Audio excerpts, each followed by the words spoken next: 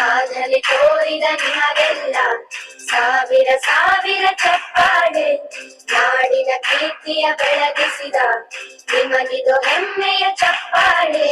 ಚಪ್ಪಾಳೆ ಚಪ್ಪಾಳೆ ಚಪ್ಪಾಳೆ ಚಪ್ಪಾಳೆ. ಸವ್ಯಸಾಚಿ ಯೂಟ್ಯೂಬ್ ಸ್ಟುಡಿಯೋದ ಎಲ್ಲ ವೀಕ್ಷಕರಿಗೂ ನಮಸ್ಕಾರ. ವೀಕ್ಷಕರೇ, ನಾವು ಇವತ್ತು ಶಿವಮೊಗ್ಗ ಜಿಲ್ಲೆಯ ತೀರ್ಥಹಳ್ಳಿ, ನಮ್ಮ ರಾಷ್ಟ್ರಕವಿ ಕುವೆಂಪು ಅವರು ನಾಡಾಗಿರ್ತಕ್ಕಂಥ ತೀರ್ಥಹಳ್ಳಿಯಲ್ಲಿದ್ದೀವಿ. ತೀರ್ಥಹಳ್ಳಿಯ ಒಂದು ಸರ್ಕಾರಿ ಶಾಲೆಯಲ್ಲಿದ್ದೀವಿ, ಸರ್ಕಾರಿ ಕಿರಿಯ ಪ್ರಾಥಮಿಕ ಶಾಲೆ. ಇಲ್ಲಿ ಏನು ವಿಶೇಷ ಅಂತ ಹೇಳ್ತೀರಾ? ರಾಜ್ಯದ ಬೇರೆ ಬೇರೆ ಜಿಲ್ಲೆಗಳಿಂದಲೂ ಕೂಡ ಮಕ್ಕಳು ಇಲ್ಲಿ ಬಂದು ಜಾಯಿನ್ ಆಗ್ತಾರಂತೆ. ಇಲ್ಲಿಯ ಓರ್ವ ಶಿಕ್ಷಕರಿಗೆ ರಾಜ್ಯ ಪ್ರಶಸ್ತಿ, ರಾಷ್ಟ್ರ ಪ್ರಶಸ್ತಿಗಳು ಕೂಡ ಬಂದಿದೆಯಂತೆ. ಹಾಗಾದ್ರೆ ಏನು ವಿಶೇಷತೆ ಇದೆ ನೋಡ್ಕೊಂಬರೋಣ ಬನ್ನಿ. ಈ ವಿಡಿಯೋ ಸ್ವಲ್ಪ ಲೆಂತಿ ಆಗ್ಬೋದು, ಕೊನೆಯವರೆಗೆ ನೋಡಿ ಅಂತ ಹೇಳ್ತೀನಿ. ಯಾಕೆಂತಂದ್ರೆ ತುಂಬಾ ಇನ್ಫಾರ್ಮೇಟಿವ್ ವಿಡಿಯೋ ಅಂತ ಹೇಳ್ತಾ ವಿಡಿಯೋ ಸ್ಟಾರ್ಟ್ ಮಾಡೋಣ ಬನ್ನಿ. ಪ್ರಿಯ ವೀಕ್ಷಕರೇ, ಮಲೆನಾಡಿನ ಮಡಿಲಿನ ಒಂದು ಸುಂದರವಾದ ಒಂದು ಪುಟ್ಟ ಪಟ್ಟಣ ಅಂತಾನೆ ಹೇಳ್ಬೋದು ತೀರ್ಥಹಳ್ಳಿ.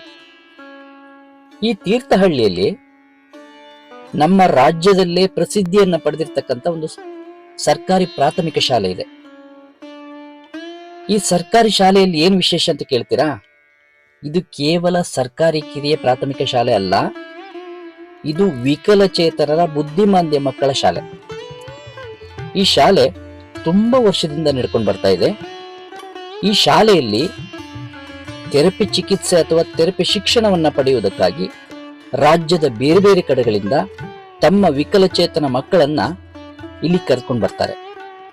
ಈ ಶಾಲೆಯಲ್ಲಿ ಸ್ಪೀಚ್ ಥೆರಪಿ, ಫಿಸಿಯೋಥೆರಪಿ, ಇನ್ನು ಹಲವಾರು ಟ್ರೈನಿಂಗ್ಗಳನ್ನ ಮಕ್ಕಳಿಗೆ ಕಲಿಸಲಾಗುತ್ತೆ. ಈ ಶಾಲೆಯ ಶಿಕ್ಷಕ ಕುಮಾರ್ ಸರ್ ಈ ಎಲ್ಲ ವ್ಯವಸ್ಥೆಗಳ ರೂವಾರಿ. ಈ ಥೆರಪಿ ವಿಷಯಗಳಲ್ಲೇ ಆಳವಾಗಿ ಅಧ್ಯಯನ ಮಾಡಿರುವ ಇವರು ತುಂಬಾ ವರ್ಷಗಳಿಂದ ಈ ಶಾಲೆಯನ್ನು ನಡೆಸ್ಕೊಂಡು ಬರ್ತಾ ಇದ್ದಾರೆ. ಕಾಯಕವೇ ಕೈಲಾಸ, ಕರ್ತವ್ಯವೇ ದೇವರು ಎನ್ನುವ ಮಾತಿನಂತೆ ಕುಮಾರ್ ಸರ್ ತಮ್ಮ ಕೆಲಸದಲ್ಲಿಯೇ ದೇವರನ್ನು ಕಾಣ್ತಾರೆ ಎನ್ನುವುದು ಇಲ್ಲಿನ ಸ್ಥಳೀಯರ ಅಂಬೋಣ. ಬೆಳಗ್ಗೆ 9ಕ್ಕೆ ಶಾಲೆಗೆ ಹಾಜರಾಗುವ ಕುಮಾರ್ ಸರ್ ರಾತ್ರಿ 8ರ ತನಕವೂ ಕರ್ತವ್ಯದಲ್ಲೇ ನಿರತರಾಗಿರ್ತಾರೆ ಎನ್ನುವುದು ಇವರ ಶ್ರದ್ಧೆಗೆ ಹಿಡಿದ ಕೈಗನ್ನಡಿ ಎನ್ನುವುದು ಉತ್ಪ್ರೇಕ್ಷೆ ಎನಿಸಿದರೂ ಸತ್ಯ.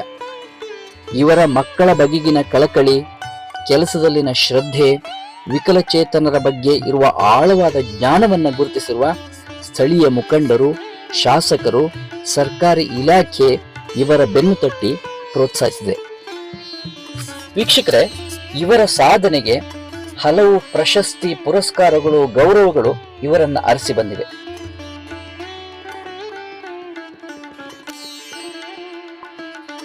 ಇದರ ಜೊತೆಗೆ ಮಾತೃವಾತ್ಸಲ್ಯ ಸೇವಾ ಸಂಸ್ಥೆಯು ಈ ಎಲ್ಲಾ ಕೈಂಕರ್ಯಗಳಿಗೂ ಬೆನ್ನೆಲುಬಾಗಿ ನಿಂತುಕೊಂಡು ತನ್ನದೇ ಆದ ಸೇವೆಯನ್ನ ಕೂಡ ಸಲ್ಲಿಸ್ತಾ ಇದೆ.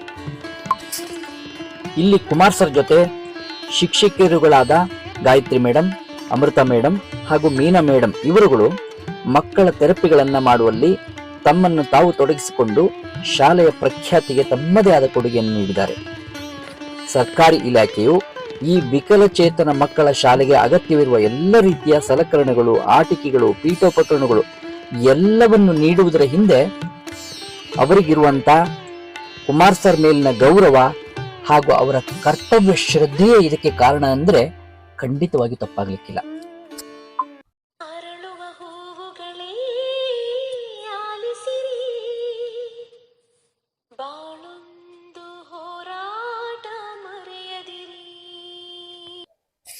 ವೀಕ್ಷಕರೇ, ಕೆಲ ವರ್ಷಗಳ ಹಿಂದೆ ಇದೇ ಶಾಲೆಯಲ್ಲಿ ಥೆರಪಿಗಳನ್ನು ಪಡೆಯುತ್ತಿದ್ದ ಸೂರ್ಯ ಅನ್ನೋ ವಿದ್ಯಾರ್ಥಿ ಇವತ್ತು ದೆಹಲಿಯಲ್ಲಿ ನಡೆದ ಖೇಲೋ ಇಂಡಿಯಾ ಪ್ಯಾರಾ ಗೇಮ್ಸ್ ನಲ್ಲಿ ಕರ್ನಾಟಕದಿಂದ ಪ್ರತಿನಿಧಿಸಿದ ಪುರುಷರ ಶಾರ್ಟ್ ಪುಟ್ ನಲ್ಲಿ ದ್ವಿತೀಯ ಸ್ಥಾನವನ್ನು ಪಡೆದಿದ್ದಾನೆ ಅಂತಂದ್ರೆ ಎಷ್ಟು ಸಂತೋಷ ಅಲ್ವಾ ವೀಕ್ಷಕರೇ?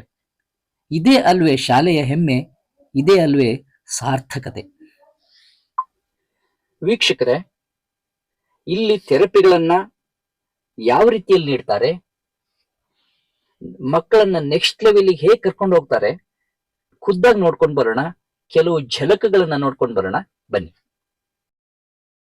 ಫಸ್ಟ್ ಯಾವ ಅಕ್ಷರ ಫಾ ಹೇಳಿ ಫಾ ಜೋರು ಫಾ ಫಾ ಫಾ ಹೇಳಿ ಯಾವ ಅಕ್ಷರ ಇದೆ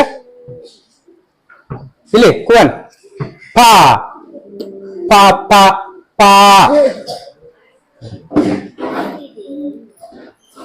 ಇದು ನೋಡಿ ಇಲ್ಲಿ ನೋಡಿ ಇಲ್ಲಿ ಮೇಲೆ ಮೇಲೆ ಸಮರ್ಥ ಇಲ್ಲಿ ನೋಡಿ ಖಾ ಖಾ ಇದು ಬಾ ಲೈಟ್ ಆಗಿ ಮಾಡಿಸ್ತೀನಿ ಕೈ ಮೇಲೆ ಕೆಳಗಿಳಿಸು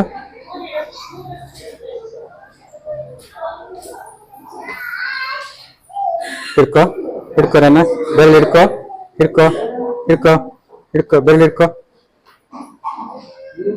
ಬೆರಳು ಹಿಡ್ಕೋ ಬಿಟ್ಟೆ ಹಾಗೆ ಕೈ ಮುಟ್ಟು ಕೈ ಮುಟ್ಟು ಕೈ ಮುಟ್ಟು ಕೈ ಮುಟ್ಟು ವೆರಿ ಗುಡ್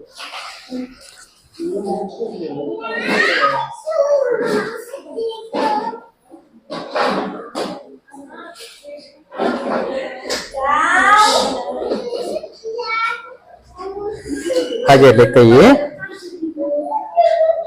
ಲೂಸ್ ಬಿಡು ಕೈ ಕಾಲು ಲೂಸ್ ಬಿಡು ಕಾಲು ಲೂಸ್ ಬಿಡು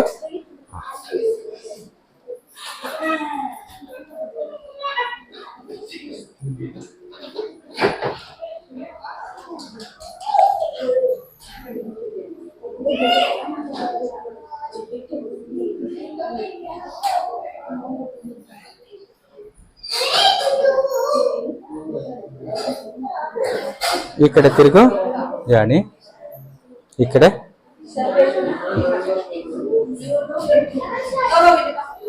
ಇಲ್ಲಿ ಇಟ್ಕೊಳ್ಳಿ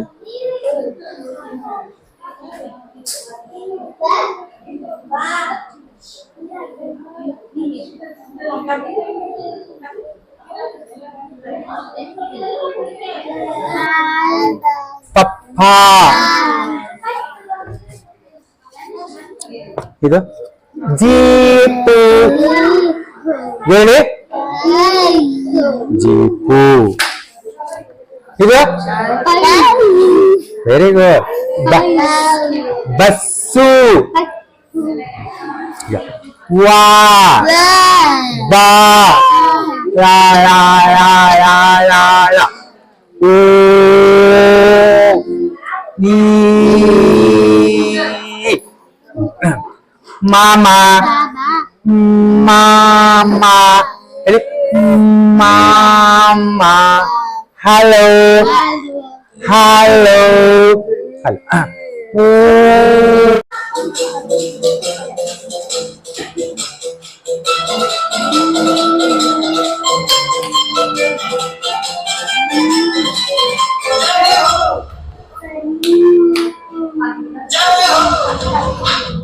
ಗಮನ ಬಗ್ಗಿ ನೀವು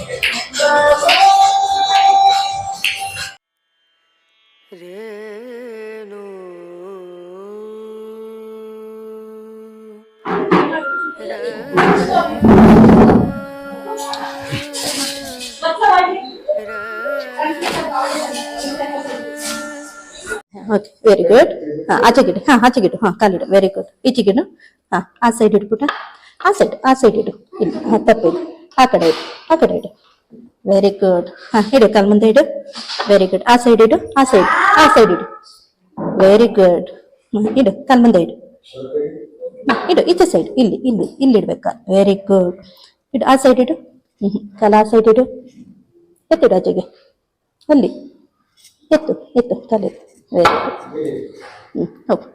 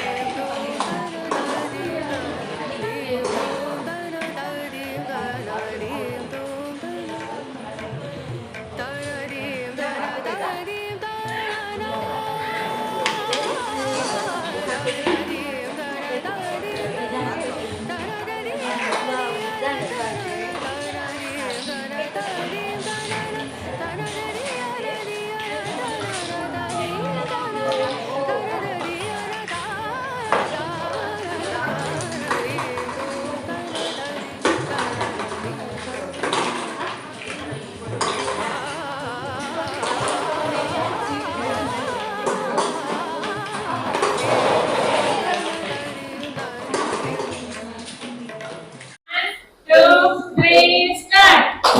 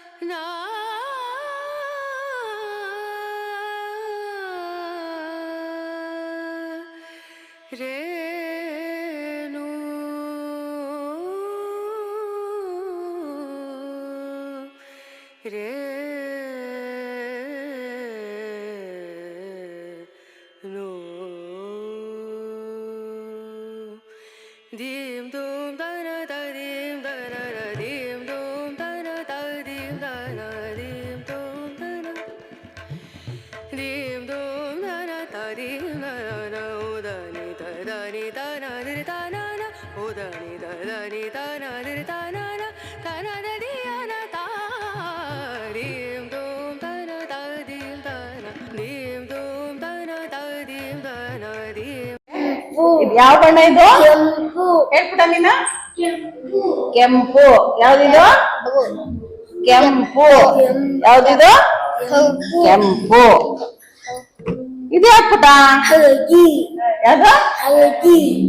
ಇದು ಯಾವ್ದಿದು? ಯಾವ್ದಿದು? ಹಳದಿ. ಯಾವ್ದಿದು? ಹೇಳ್ಬಿಟ್ಟ ನೀನು? ಹಳದಿ. ಇದು ಯಾವ್ದಿದು? ಇದು ಯಾವ ಬಣ್ಣ? ಯಾವ್ದಿದು? ಹಸಿರು. ಯಾವ್ದಿದು? ಇದು ಯಾವ್ದು? Very good. ಹಲೋ ನಾಳೆಗೆ ಮೂವ್ ಮಾಡು.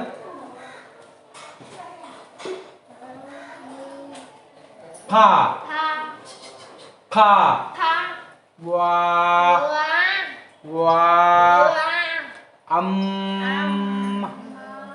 ಜರಳ ಅಪ್ಪ ಹೇಳ ಅಪ್ಪ ಮಾಮ ಹಲೋ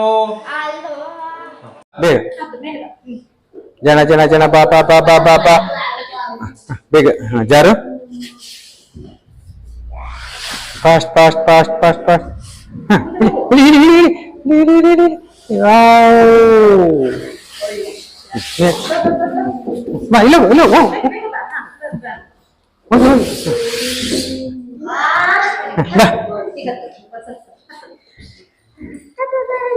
ಅಪ್ಪ ಬಾಯ್. Very good. ಜೋರಾಗಿ, ಇನ್ನು ಜೋರಾಗಿ, ಇನ್ನು ಜೋರಾಗಿ. ಜನ ಕುವನ್ ಇಲ್ಲಿ ನೋಡು, ಜನ ಇಲ್ಲಿ ನೋಡು, ಇಲ್ಲಿ ನೋಡು. Very good. ಇನ್ನು ಜೋರಾಗಿ ಉಫನ್ ಉಫನ್. ಹಾ ವೆರಿ. ಇದೆಷ್ಟಿದು? Very good. ಇದೆಷ್ಟಿದು? Very good. ಇದೆಷ್ಟಿದು? ಜೋರಾಗಿಡಿ. Very good. ಬೈಲಿ ತನುಷ್ ಬಾಯಿದೆ. ಇದೆಷ್ಟಿದು ಬರೀ ನೋಡೋಣ. Very good. ಎಷ್ಟದು? ಜಾಣ. ಕೈಯಲ್ಲಿ ತೋರಿಸಿ ಎಲ್ಲರೂ. ಎಷ್ಟಿದು ತೋರ್ಸಿ.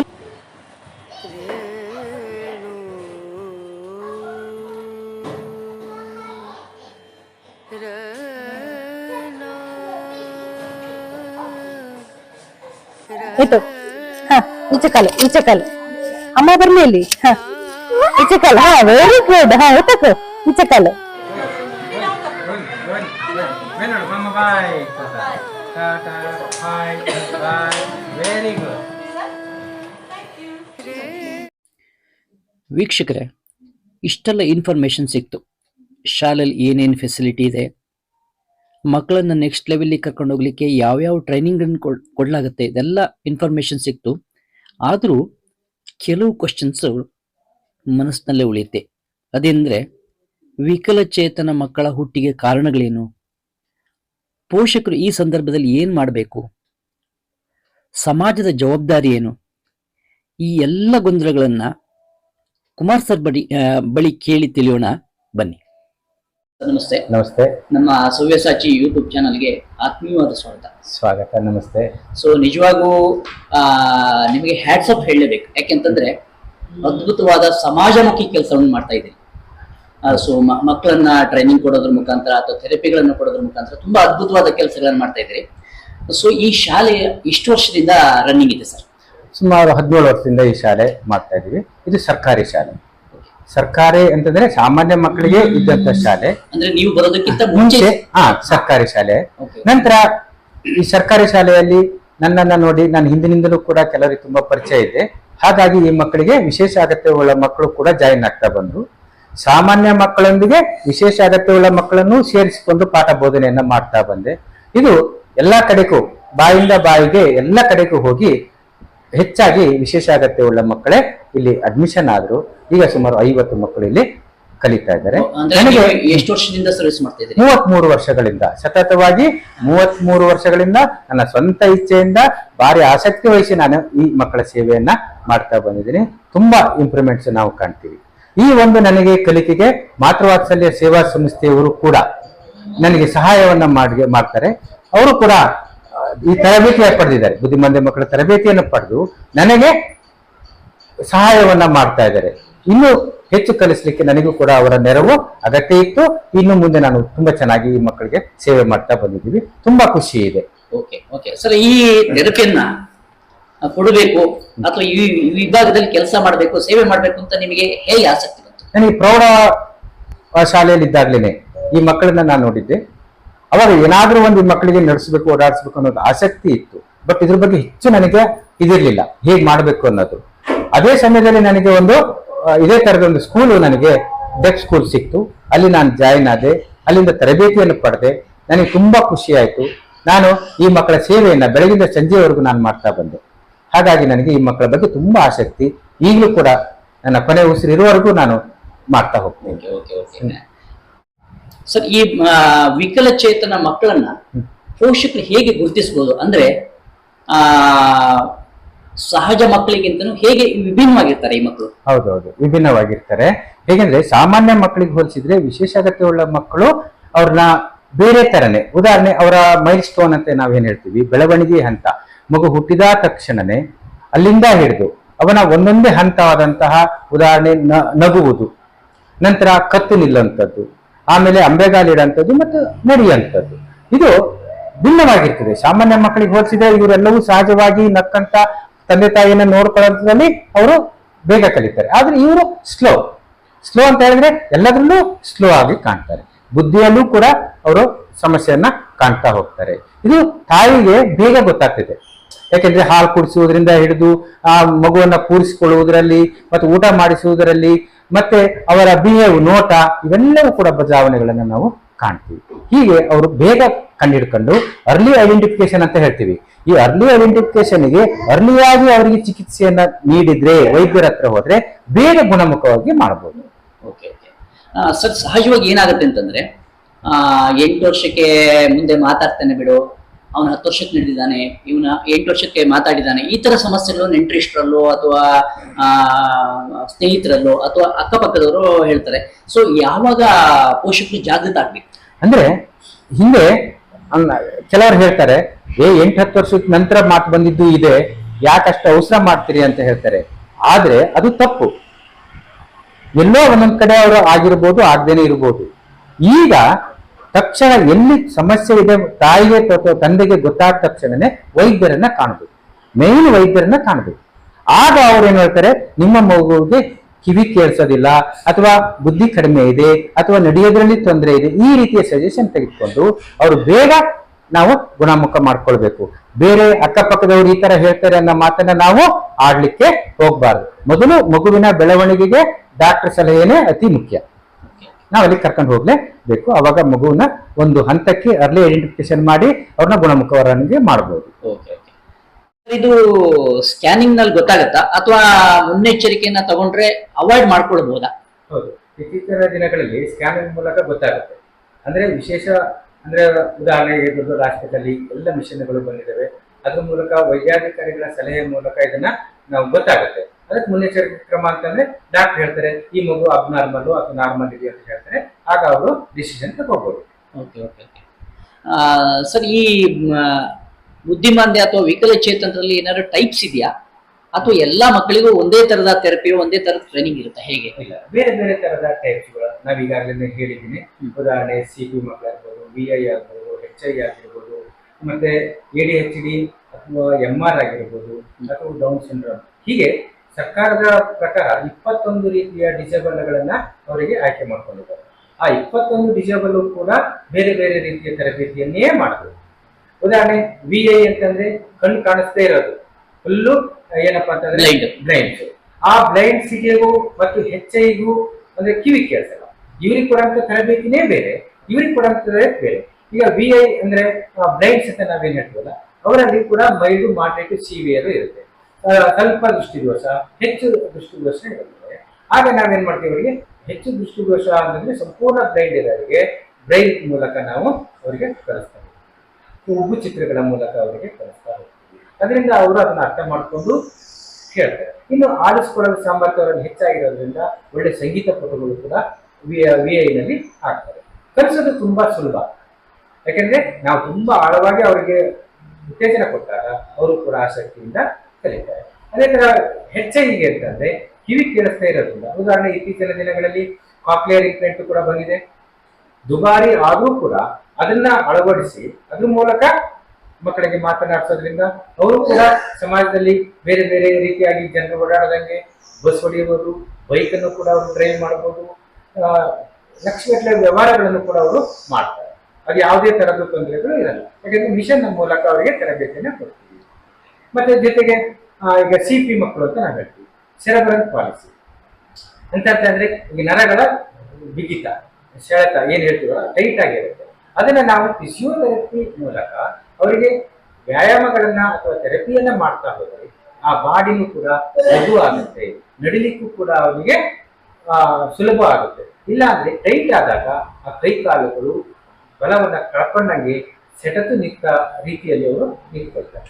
ಅದನ್ನ ನಾವು ಫಿಸಿಯೋದಲ್ಲಿ ಕೈಗಳನ್ನ ಕಾಲುಗಳನ್ನ ಏನು ನಾವು ಬೆಂಡ್ ಮಾಡಿದಾಗ ಅವಾಗ ಅವರಿಗೆ ನೋವಾಗದ ರೀತಿಯಲ್ಲಿ ಚಿಕಿತ್ಸೆ ಮಾಡಿದ್ರೆ ಅವರು ಕೂಡ ನಡೀತಾರೆ. ಅದಕ್ಕೆ ಅನೇಕ ರೀತಿಯ ಸಾಧನ ಸಲಕರಣೆಗಳು ಅವಶ್ಯಕತೆ ಇದೆ. ಇಲ್ಲಿ ನಮ್ಮಲ್ಲಿ ಇದೆ ಆ ರೀತಿಯ ಸಾಧನ ಸಲಕರಣೆ, ಈಗಾಗಲೇ ನೀವು ನೋಡಿದಿರಿ. ಅದ್ರ ಮೂಲಕ ನಾವು ಮಾಡ್ತಾ ಇದ್ದೀವಿ. ತುಂಬಾ ಚೆನ್ನಾಗಿ ಮಕ್ಕಳು ಇಂಪ್ರೂವ್ಮೆಂಟ್ಸ್ ಆಗ್ತಾ ಇದ್ದಾರೆ. ಹಾಗೆ ADHD ನಾನು ಬಂದ್ರೆ, ADHD ಅಂತಂದ್ರೆ ಅಟೆನ್ಷನ್ ಡಿಸಾರ್ಡರ್, ಅಂದ್ರೆ ಏಕಾಗ್ರತೆಯ ಕೊರತೆ, ಆಲಿಸ್ಕೊಳ್ಳೋದಿಲ್ಲ, ಒಂಟಿತನವನ್ನ ಅವರು ಒಂದೇ ಕಡೆ ಒಂಟಿತನವನ್ನ ಕಾಣ್ತಾರೆ. ಓದಕ್ಕೆ ಬರೀಲಿಕ್ಕೆ ತುಂಬಾ ಕಷ್ಟ ಆಗುತ್ತೆ. ಸ್ವಂತ ವ್ಯವಹಾರಗಳನ್ನ ಮಾಡುವುದರಲ್ಲಿ, ಸಂಭಾಷಣೆಗಳನ್ನ ಇನ್ನೊಬ್ಬರುಗಳಲ್ಲಿ ಹಂಚಿಕೊಳ್ಳೋದಕ್ಕೆ ಇವರಿಗೆ ತುಂಬಾ ಕಷ್ಟಪಡ್ತಾರೆ. ಅಂತ ಸಮಯದಲ್ಲಿ ಇವರಿಗೆ ಸೂಕ್ತವಾದಂತಹ ತರಬೇತಿಯನ್ನ ನಾವು ಕೊಡ್ತೇವೆ. ಏಕಾಗ್ರತೆ ಕೊರತೆಯನ್ನ ಹೋಗಲಾಡಿಸ್ಬೇಕು. ಅದು ಥೆರಪಿ ಮೂಲಕನೇ, ಅದೇ ಬೇರೆ ಥೆರಪಿ. ಆಟದ ಮೂಲಕ ಆಗಿರ್ಬೋದು, ಒಂದು ಬಾಲ್ ಹೋಗ್ತಾ ಇದ್ರೆ ಅದನ್ನು ಇಸ್ಕೊಬರೋದು, ತಗೋಬರೋದು, ಒಂದ್ ಕಡೆ ಇಡಂಥದ್ದು, ಅಚ್ಚುಕಟ್ಟಾದಂತಹ ಒಂದು ಕೆಲಸಗಳನ್ನ ಕೊಟ್ಕೊಂತ ಹೋದಾಗ ಅವನು ಪರಿವರ್ತನೆಗಳು ಆಗ್ತಾ ಹೋಗ್ತವೆ. ಹೀಗೆ ಡೌನ್ ಸಿಂಡ್ರೋಮ್ ಅನ್ನೋದು ಇತ್ತೀಚಿನ ದಿನಗಳಲ್ಲಿ ನಾವು ನೋಡಿದ್ದೀವಿ. ಏನಪ್ಪ, ನಾಲಿಗೆ ದಪ್ಪ ಇರುತ್ತೆ, ಮಾತಾಡ್ಲಿಕ್ಕೆ ತೊಂದರೆ, ಆದ್ರೂ ಕೂಡ ಮಾತನ್ನು ಕಲಿಸ್ಕೊಳ್ಬೋದು, ಚೆನ್ನಾಗಿ ಮಾತಾಡ್ತಾರೆ.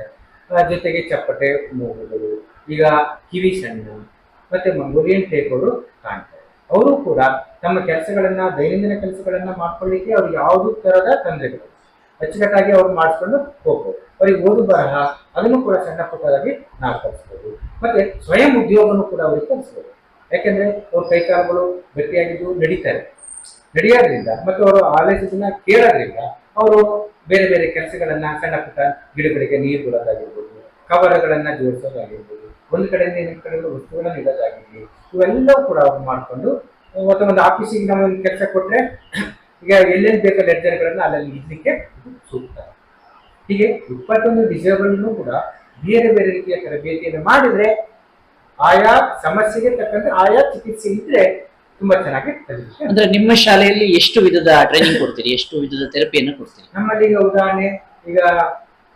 ಉದಾಹರಣೆಗೆ ನಾವು ಏನ್ ಮಾಡ್ತೀವಿ, ನಡಿಲಿಕ್ಕೆ ಬಂದಿದ್ದಂತ ಮಕ್ಕಳು ನಡೆಸಂತ ತರಬೇತಿನ ನಾವು ಕೊಡ್ತೀವಿ. ಮತ್ತೆ ಇನ್ನೊಂದು ಈಗ ಸಣ್ಣ ಸಣ್ಣ ಸೂಕ್ಷ್ಮ ಕೆಲಸಗಳು, ಯಾವುದು ಮಣಿ ಹಾಕ್ಲಿಕ್ಕೆ ಆಗೋದಿಲ್ಲ, ಜೊತೆಗೆ ಈ ಕೈ ಫಿಂಗರ್ಸ್ ಏನ್ ಎಕ್ಸರ್ಸೈಸ್ ಇದಾವಲ್ಲ, ಫಿಂಗರ್ಸ್ ಎಕ್ಸರ್ಸೈಸ್ ನಾವು ಮಾಡ್ತೀವಿ. ಯಾವ ವಿಧದ ಟ್ರೈನಿಂಗ್ ಅಥವಾ ಥೆರಪಿಗಳನ್ನು ಕೊಡ್ತಾ ಇದ್ದೀರಿ? ಇಲ್ಲಿ ನಮ್ಮ ಒಂದು ತರಬೇತಿ ಕೇಂದ್ರದಲ್ಲಿ ಫಿಸಿಯೋಥೆರಪಿ ಇದೆ, ಸ್ಪೀಚ್ ಥೆರಪಿ ಇದೆ, ಜೊತೆಗೆ ಕಾಗ್ನೇಟಿವ್ ಥೆರಪಿ ಅಂತೇಳಿ ನಾವು ಮಾಡ್ತೀವಿ, ಆಕ್ಯುಪೇಷನಲ್ ಥೆರಪಿ ಅಂತೇಳಿ ಕೊಡ್ತಾ ಇದ್ದೀವಿ. ಮತ್ತೆ ಮಕ್ಕಳು ಸ್ವಲ್ಪ ಇಂಪ್ರೂವ್ಮೆಂಟ್ ಆದಂಥ ಮಕ್ಕಳಲ್ಲಿ ಓದು ಬರಹ ಮತ್ತು ಲೈಫ್ ಸ್ಕಿಲ್ಗಳನ್ನು ನಾವು ಕೊಡ್ತಾ ಇದ್ದೀವಿ. ಯಾಕೆಂದ್ರೆ ಓದು ಮತ್ತು ಬರಹಗಳು ಅತಿ ಮುಖ್ಯವಾಗಿ ಬೇಕು ಕಲಿತಂಥ ಮಕ್ಕಳಿಗೆ. ಇನ್ನು ಅತ್ಯಂತ ಸಿವಿಯರ್ ಇರೋ ಮಕ್ಕಳಿಗೆ ನಾವೇನ್ ಮಾಡ್ತೀವಿ, ಲೈಫ್ ಸ್ಕಿಲ್ಗಳಂದ್ರೆ ಊಟ ಮಾಡೋಂಥದ್ದು, ಶೌಚಾಲಯಕ್ಕೆ ಆ ಮಕ್ಕಳು ಹೋಗಿ ಬರೋಂಥದ್ದು, ಯಾರ ಸಹಾಯವಿಲ್ಲ. ಈಗ ಸಿವಿಯರ್ ಮಕ್ಕಳು ಅಂತ ನಾವೇನ್ ಹೇಳ್ತೀವಿ ಅಂದ್ರೆ ಎಲ್ಲದರಲ್ಲೂ ಕೂಡ ಕಷ್ಟಪಡ್ತಾರೆ. ಊಟ ಮಾಡೋದ್ರಿಂದ ಹಿಡಿದು, ಆಟ ಆಡೋದ್ರಿಂದ ಹಿಡಿದು, ತಮ್ಮ ಬಟ್ಟೆಯನ್ನು ಹಾಕೊಳ್ಳೋದ್ರಿಂದ ಹಿಡಿದು ಎಲ್ಲವೂ ಕೂಡ ಅವರು ಕಷ್ಟಪಡ್ತಾ ಇರ್ತಾರೆ. ಅಂಥವರಿಗೆ ನಾವು ಫಿಸಿಯೋಥೆರಪಿ ಮೂಲಕ ಅವರ ಅಭಿವೃದ್ಧಿಯನ್ನ ಮಾಡಿ ಇಲ್ಲಿ ಲೈಫ್ ಸ್ಕಿಲ್ಗಳಿಗೆ ನಾವು ಬರ್ತೀವಿ. ಲೈಫ್ ಸ್ಕಿಲ್ಗಳಂದ್ರೆ ಅವರಿಗೆ ಸರಾಗವಾಗಿ ಕೈ ಕಾಲುಗಳು ಗೊತ್ತಾಗ್ತವೆ, ಗುರುತಿಸುವಂತ ಶಕ್ತಿಯನ್ನು ಪಡೆದಿರ್ತಾರೆ. ಅದ್ರ ಮೂಲಕ ಇವರು ಕಲಿತಾ ಹೋಗ್ತಾರೆ. ಫಿಸಿಯೋಥೆರಪಿ ಆ ಮಕ್ಕಳಿಗೆ ಬೇಕೇ ಬೇಕು, ಅದರಲ್ಲೂ ಕೂಡ ಎಲ್ಲ ಮಕ್ಕಳಿಗೂ ಬೇಡ. ನ್ಯೂನ್ಯತೆ ಅಂದ್ರೆ ಓಡಾಡ್ಲಿಕ್ಕೆ, ಊಟ ಮಾಡ್ಲಿಕ್ಕೆ ಯಾರ್ಯಾರಿಗೆ ತೊಂದರೆ ಇರುತ್ತೆ ಅಥವಾ ನಡೆದಾಡ್ಲಿಕ್ಕೆ ಯಾರ್ಯಾರಿಗೆ ತೊಂದರೆ ಇರುತ್ತೆ ಅಂಥವ್ರಿಗೆ ಮಾತ್ರ ನಾವು ಫಿಸಿಯೋಥೆರಪಿಯನ್ನು ಮಾಡಿದಾಗ ಆ ಮಕ್ಕಳು ಕೂಡ ನಡೀತಾರೆ, ಅವರಿಗೆ ಕೈ ಲೂಸ್ ಆದಾಗ ಊಟವನ್ನು ಮಾಡ್ತಾರೆ. ಜೊತೆಗೆ ಸ್ಪೀಚ್ ಥೆರಪಿ ಅಂತಂದ್ರೆ ನೆಕ್ಸ್ಟ್ ಆ ಮಕ್ಕಳಿಗೆ ನಾವು ಫಿಸಿಯೋಥೆರಪಿ ಮೂಲಕ ಮಾಡಿ ಸ್ಪೀಚ್ ಥೆರಪಿಗೆ ಹೋಗ್ತೀವಿ. ಸ್ಪೀಚ್ ಅಂದ್ರೆ ಮಾತು ಬಂದಿರಲ್ಲ, ಮಾತು ಬರ್ದಿದ್ದಾಗ ನಾವೇನ್ ಮಾಡ್ತೀವಿ ಅಂದ್ರೆ ಅನೌಪಚಾರಿಕವಾಗಿ ಉದಾಹರಣೆ ಕ್ಯಾಂಡ್ಲ್ ಕೊಟ್ಟಂತ ಉಪ್ಸಂಥದ್ದು, ಕ್ಯಾಂಡ್ಲ್ ಊದು ಅಂದ್ರೆ ಅವ್ನಿಗೆ ಊದಕ್ಕೆ ಬರಬೇಕು, ಅದ್ರ ಮೂಲಕ ಹೂ ಕಲಿಸಂಥದ್ದು, ಆಮೇಲೆ ಈಗ ಪೇಪರ್ ಅನ್ನ ಇಟ್ಟು ಉಪ್ಸಂಥದ್ದು, ಹೀಗೆ ಬೇರೆ ಬೇರೆ ರೀತಿ ಚಟುವಟಿಕೆಗಳನ್ನು ಉಪಯೋಗಿಸ್ಕೊಂಡು ನಾವು ಅವರಿಗೆ ಕಲಿಸ್ಕೊಳ್ತಾ ಹೋಗ್ತೀವಿ. ಕಾಗ್ನೇಟಿವ್ ಥೆರಪಿ ಅಂತಂದ್ರೆ ಮಣಿಯನ್ನ ಹಾಕಂಥದ್ದು. ಈಗ ಐ ಕಾಂಟ್ಯಾಕ್ಟ್ ಇರೋದಿಲ್ಲ ಮಕ್ಕಳಲ್ಲಿ, ಯಾಕೆಂತಂದ್ರೆ ನಾವು ಒಂದ್ ಕಡೆ ಹೇಳಿದ್ರೆ ಅವ್ರೊಂದ್ ಕಡೆ ಕಣ್ಣನ್ನ ನೋಡ್ತಾ ಇರ್ತಾರೆ. ಅವಾಗ ಮಣಿಗಳನ್ನ ಹಾಕಂಥದ್ದು. ಈ ಮಣಿಗಳನ್ನ ಹಾಕೋದು ಒಂದ್ ತರ ಅಲ್ಲ, ಹೀಗೆ ಮಣಿಗಳನ್ನ ಹಾಕಂಥದ್ದು, ಈ ತರ ಹಾಕಂಥದ್ದು, ಮತ್ತೆ ಮಣಿಯನ್ನ ಇಟ್ಕೊಳ್ಳುವಂಥದ್ದು, ನಾಣ್ಯಗಳನ್ನ ಕೊಟ್ಟಾಗ ನಾಣ್ಯಗಳನ್ನ ಅವರು ಬಾಚಿ ತಕ್ಕೊಳ್ಳುವಂಥದ್ದು. ಇಂಥವು ಸ್ಪರ್ಶ ಕಾಗ್ನೇಟಿವ್ ಅಂದ್ರೆ ಅವರಿಗೆ ಜ್ಞಾನಾತ್ಮಕ ವಲಯದಲ್ಲಿ ಜ್ಞಾನ ತುಂಬುವಂಥದ್ದು. ಬೌದ್ಧಿಕ ಮಟ್ಟವನ್ನು ಹೆಚ್ಚಿಸಲಿಕ್ಕೆ ಅನೇಕ ರೀತಿಯ ಸಾವಿರಾರು ರೀತಿಯ ಚಟುವಟಿಕೆಗಳನ್ನ ನಾವು ಮಾಡಿದ್ರೆ ಆ ಮಕ್ಕಳಿಗೆ ಒಂದಲ್ಲ ಒಂದು ರೀತಿಯಾಗಿ ಅವರು ಕಲಿತಾ ಹೋಗ್ತಾರೆ.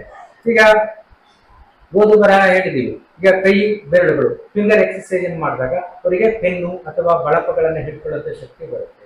ಮೊದಲು ಗೀಚಿಸೋದ್ರಿಂದ, ಬಣ್ಣಗಳನ್ನ ಹಚ್ಚಿಸೋದ್ರಿಂದ ಅವರಿಗೆ ಕೈ ಮತ್ತು ಕಣ್ಣಿನ ಕೋಆರ್ಡಿನೇಷನ್ ಮತ್ತು ಬೌದ್ಧಿಕತೆಯೂ ಕೂಡ ಬರುತ್ತೆ. ಸೊನ್ನೆ ಹಾಕು, ಗೆರೆ ಹಾಕು, ಈ ತರದ ಮೂಲಕ ನಾವು ಆಕ್ಟಿವಿಟಿಯನ್ನು ಮಾಡೋದ್ರಿಂದ ಆ ಮಕ್ಕಳು ಕೂಡ ಬರ್ತಾರೆ. ಹೀಗೆ ಒಂದೊಂದು ಮಕ್ಕಳಿಗೆ ಒಂದೊಂದು ರೀತಿಯ ಸಮಸ್ಯೆಗಳಲ್ಲಿ ನಾವು ಕಂಡುಕೊಂಡು ಅವರಿಗೆ ಸೂಕ್ತ ತರಬೇತಿಗಳನ್ನು ನೀಡಿದ್ರೆ ಆ ಮಕ್ಕಳು ಕೂಡ ಇತರರಂತೆ ಮಕ್ಕಳಾಗ್ಲಿಕ್ಕೆ ಸಾಧ್ಯತೆ ಇದೆ.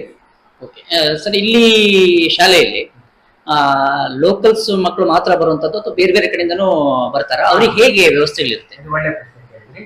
ಇಲ್ಲಿ ಲೋಕಲ್ನರು ಕೂಡ ಬರ್ತಾರೆ, ಮತ್ತೆ ರಾಜ್ಯದ ವಿವಿಧ ಜಿಲ್ಲೆಗಳಿಂದ, ತಾಲೂಕುಗಳಿಂದ, ಉದಾಹರಣೆ ಚಿಕ್ಕಮಗಳೂರು ಆಗಿರ್ಬೋದು, ಮೂಡುಬಿದ್ರೆ, ಹಾಗೆ ಕೊಪ್ಪ, ಶೃಂಗೇರಿ, ಈ ಕಡೆ ನಾವು ಬಂದ್ಕೊಳ್ಳೇನೆ ಶಿವಮೊಗ್ಗ, ಹೊನ್ನಾಳಿ, ಚನ್ನಗಿರಿ, ಮತ್ತೆ ಬೆಂಗಳೂರು, ಹೀಗೆ ಸುತ್ತಮುತ್ತಲ ಎಲ್ಲ ಜಿಲ್ಲೆಗಳಿಂದಲೂ ಕೂಡ ಬಂದು ಇಲ್ಲಿ ತರಬೇತಿಯನ್ನ ಕಲಿಸ್ಕೊಂಡು ಅವರು ಹೋಗ್ತಾರೆ. ಉದಾಹರಣೆ ಮಾತು ಬರೋದಿಲ್ಲ ಸರ್, ನನ್ನ ಮಗನಿಗೆ ನಾನು ಎಲ್ಲಾ ಕಡೆ ತೋರಿಸಿದ್ದೀನಿ, ಮಾತು ಕೂಡ ಇಲ್ಲಿ ಕಲಿತು ಬರುತ್ತಾರೆ. ಓಕೆ ಓಕೆ ಸರ್, ಇಲ್ಲಿ ಟ್ರೀಟ್ಮೆಂಟ್ ಅಥವಾ ಟ್ರೈನಿಂಗ್ ಅಂತ ನಾವು ಏನ್ ಹೇಳ್ತೀವಿ, ತಗೊಂಡ್ಮೇಲೆ ಎಷ್ಟು % ಇಂಪ್ರೂವ್ ಆಗ್ಬೋದು ಅಥವಾ ಸಂಪೂರ್ಣ ಗುಣಮುಖರಾದ ಯಾವ್ದಾದ್ರು ಉದಾಹರಣೆ ಇದೆಯಾ? ಹೇಗೆ ಸಂಪೂರ್ಣ ಗುಣಮುಖ ಅಂತಂದ್ರೆ ಮೈಲ್ಡು ಇದ್ರೆ ಸಂಪೂರ್ಣವಾಗಿ ಆಗ್ತಾ ಇದೆ, ಎಲ್ಲೋ 1-2% ಇರ್ಬೋದು. ಹಾಗೆ ಮಾಡ್ರೇಟು ಸ್ವಲ್ಪ ಪ್ರಮಾಣ, ಸಿವಿಯರು ಪ್ರಪೌಂಡ್. ಅವರಿಗೆ ಸಿವಿಯರು ಪ್ರಪೌಂಡಿಗೆ ಬಂದಾಗ ಅವರು ಡೈಲಿ ಸ್ಕಿಲ್ಗಳನ್ನು ನಾವು ಹೇಳ್ಕೊಡ್ತೀವಿ. ಮೈಲ್ಡು ಮಾಡ್ರೇಟು ಓದೋದು, ಬರೆಯೋದು, ಸಣ್ಣ ಪುಟ್ಟ ಲೆಕ್ಕಗಳನ್ನು ನಾವು ಅಂದ್ರೆ ಅವರವರ ಸಾಮರ್ಥ್ಯಕ್ಕೆ ತಕ್ಕಂತೆ ಗುಣವನ್ನ ನಾವು ಮಾಡ್ಲಿಕ್ಕೆ ಸಾಧ್ಯ ಆಗ್ತದೆ. ಸರ್, ಒಂದು ರೀತಿಯಲ್ಲಿ ಹೇಳ್ಬೇಕು ಅಂತಂದ್ರೆ ಸಮಾಜಮುಖಿ ಕೆಲಸವನ್ನು ಮಾಡ್ತಾ ಇದ್ದೀರಿ. ಒಂದು ಮನೆಯಲ್ಲಿ 2 ಜನ ಮಕ್ಕಳಿದ್ದಾರೆ ಅಂತಂದ್ರೆ ಅವ್ರನ್ನ ಸುಧಾರಿಸಲೇ ಸ್ವಲ್ಪ ಕಷ್ಟ ಆಗ್ತದೆ. ಹೌದು. ಅದರಲ್ಲಿ 50 ಜನ ಮಕ್ಕಳನ್ನ ತುಂಬಾ ಚೆನ್ನಾಗಿ ಬೇರೆ ಬೇರೆ ಥೆರಪಿಗಳನ್ನ ಕೊಡೋದ್ರ ಮುಖಾಂತರ ತುಂಬಾ ಚೆನ್ನಾಗಿ ತಗೊಂಡು ಹೋಗ್ತಾ ಇದ್ರಿ. ಒಂದು ರೀತಿಯಲ್ಲಿ ಹೇಳ್ಬೇಕು ಅಂತಂದ್ರೆ ಸಾರ್ಥಕವಾದ ಜೀವನ ಅಂತ ಹೇಳ್ಬೋದು. ಈ ಸಾರ್ಥಕತೆಯ ಬಗ್ಗೆ ಸರ್ಕಾರದವರಾಗ್ಲಿ ಸಮಾಜದವರಾಗ್ಲಿ ನಿಮ್ಮನ್ನ ಗುರುತಿಸಿ ಗೌರವಿಸಿ ಪ್ರಶಸ್ತಿಗಳನ್ನು ನೀಡುವುದು, ಈ ತರದ್ದು ಏನಾದ್ರು ಹೇಳ್ಬೋದಾ? ಅದು ತುಂಬಾ ಪ್ರಶಸ್ತಿಗಳು ಕೂಡ ಬಂದಿದ್ದಾವೆ. ಮೊದಲನೇದಾಗಿ ಜಿಲ್ಲಾ ಪ್ರಶಸ್ತಿ, ಹಾಗೆ ರಾಜ್ಯದ ಉತ್ತಮ ಶಿಕ್ಷಕ ಪ್ರಶಸ್ತಿ ಹಾಗೂ ರಾಷ್ಟ್ರ ಉತ್ತಮ ಶಿಕ್ಷಕ ಪ್ರಶಸ್ತಿಗಳು ಕೂಡ ಬಂದಿವೆ. ಇವೆಲ್ಲವೂ ಯಾಕೆ ಅಂತಂದ್ರೆ ನಾನು ವಿಕಲಚೇತನ ಮಕ್ಕಳಿಗೆ ಸೇವೆ ಮಾಡಿದರ ಪ್ರತಿಫಲ ನಮ್ಗೆ ಇವೆಲ್ಲವೂ ಕೂಡ ಬಂದಿದ್ದಾವೆ.